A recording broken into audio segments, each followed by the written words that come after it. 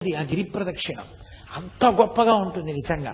అది అందున తెల్లవారుజాము సమయంలో ప్రదక్షిణం చేస్తే ఆ లేత సూర్యకిరణాలు పడుతున్నప్పుడు చూడాలి.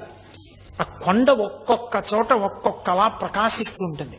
ఆ లేలేత సూర్యకిరణాల్లో ప్రదక్షిణం చేస్తూ వెడుతుంటే మనం చెయ్యగలిగిన ధర్మకార్యం చేస్తూ భగవన్నామం చెప్తూ కూర్చుంటూ లేస్తూ తిరుగుతుంటే ఎంత ఆనందంగా ఉంటుందో నిజంగా గిరి ప్రదక్షిణం. పిల్లలతో పెద్దవాళ్లతో అందరం కలిసి నిజంగా యాత్ర అంటే కొన్ని వందల మంది బయలుదేరి ఆ డప్పులు కొట్టుకుంటూ భజనలు చేసుకుంటూ నాట్యం చేసుకుంటూ పాటలు పాడుకుంటూ ఎక్కడెక్కడ దేవాలయంలో కూర్చుని ఆ దేవాలయ వైభవం చెప్పుకుంటూ స్తోత్రాలు చేసుకుంటూ గిరి ప్రదక్షిణం చేస్తూ ఆ గిరి వైభవం చెప్పుకుంటూ నడుస్తుంటే అబ్బా ఎంత సంతోషంగా ఉంటుందో. అదేం కష్టం అనిపించదు. అయిపోయిందా అప్పుడే